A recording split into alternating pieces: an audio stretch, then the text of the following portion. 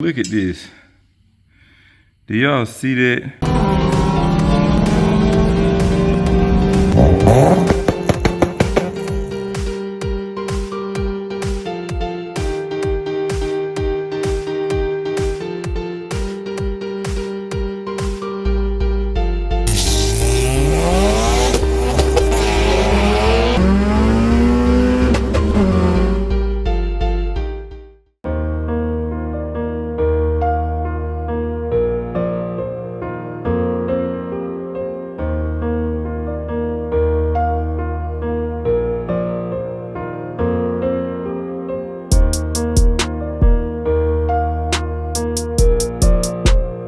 What is going on YouTube? So right now I got the turbo car warming up a little bit, didn't drive to work today, and basically what we're going to get done in this video is a little bit of HDAY prep.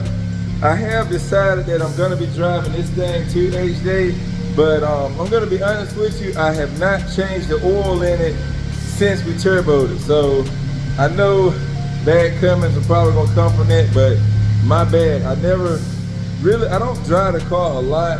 I do try to drive it at least once a week, but it hasn't been that many miles. So yeah, I haven't really done it, and keeping up with all these cars sometimes does get a little bit difficult, but I always check to make sure it's topped off.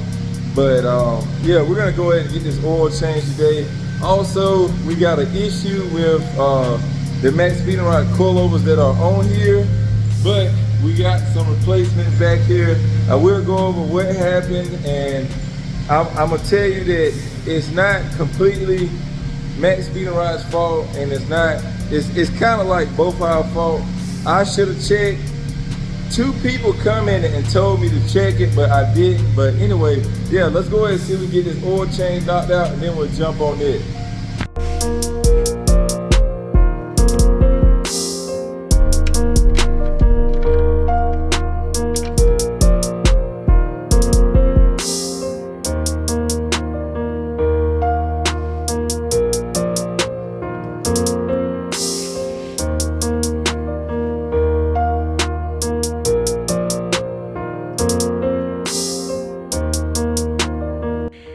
So I have pretty much completed the oil change, took the filter off, put the new filter on, drained the old oil, and we got this baby topped off with some Shell Rotella 1540 weight, looking beautiful. And it's always funny to me to look at the back of this, and there's no cars on this.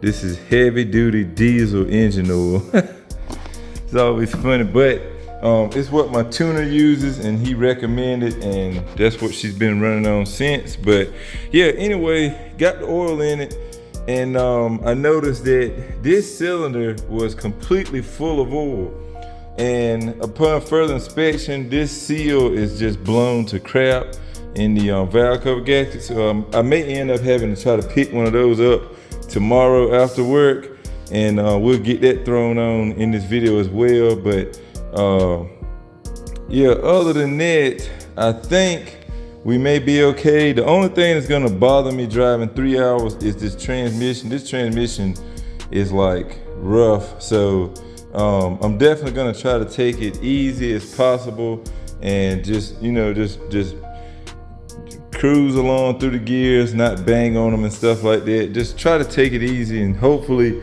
we should be fine. But yeah, I'm gonna go ahead and get this thing back down on the ground, and we'll jack the car up and get this coilover swapped out, and I'll show you what we got going on with it.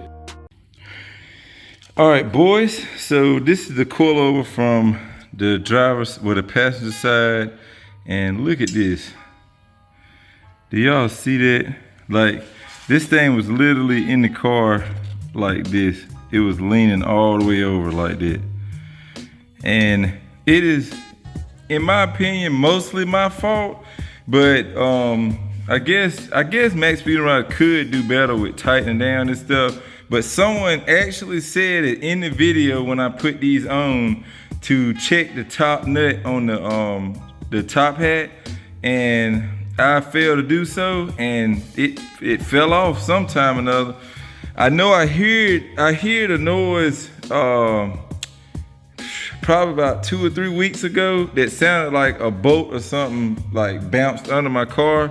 But I checked everything and I could never figure out where it came from. And the other week I was doing the brand new tie rods. I put brand new tie rods and brand new axles in each side. And as I was pressing on this side, it was like bouncing down too much. And I'm like, it's got the coilover in there. Why is it moving so bad? And when I looked up top, this thing was literally like leaned over like that. And that's just crazy, guys. But after seeing that, I checked the bolt on the other side and that was loose. So I tightened that one down. But before you go to blaming Maxpeedingrods, okay, you got to remember this is a cheaper company.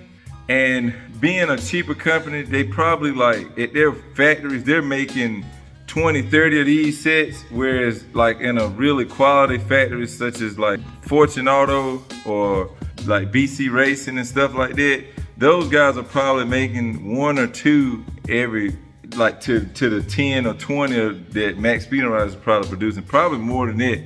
This is a mass marketed coilover, but it lasts. And if you want a coilover for a decent price, I'm telling you, you still can't beat this. This is the first car that this has ever happened to me on. And I told y'all I was gonna be extremely transparent. If I have issues, I was gonna let you know. And this is the first issue I've ever had. And that big deal, it could have been avoided had I went ahead and checked all the bolts, but I didn't. And yeah, it just came off. I mean, it wasn't really, I don't know, a lot of people are gonna say this was life-threatening, but it's no way really that this thing could have come off the car unless you jumped like a ramp or something, or like the weight of the car holds this down, so there's no way it would have come off. But anyway, I know the comment wars are gonna go at it, but huge shout out to Maxpeedingrods because they got me a new one in. Well, actually got me a whole set in just before HDAY. So huge shout out to Macy and the whole Maxpeedingrods team. We're gonna get this one thrown in. I'm gonna check that top bolt, make sure it's tight, and we're gonna get this thing back down on the ground. I was actually debating on putting these wheels on, guys, just for HDAY, but I don't know. I think I might just, I don't know, man. All right, boys, so the car is back on the ground. And coilover checks out. I double checked that bolt again and retightened it, retightened this one again. And yeah, everything's good there. So all that's really left for us to do is tomorrow when I get off work, I'll pick up a valve cover gasket and just go ahead and replace the valve cover gasket as well as these little ones up here for the spark plug holes. You can actually see the gasket kind of popping up out of there. So yeah, go ahead and get that replaced and we should be good on the oil leaks. What is going on, YouTube? So it is the next day. I just got off work and I picked up a new valve cover gasket and some coolant because it is a little bit low in coolant. I think that water neck on the front half of the motor is leaking a little bit. But no big deal there. Like I haven't added coolant since I've turboed it, so it's been pretty good. It ain't even overheating or anything. I just want to add it just to be safe. But yeah, guys, we are on the way to the house.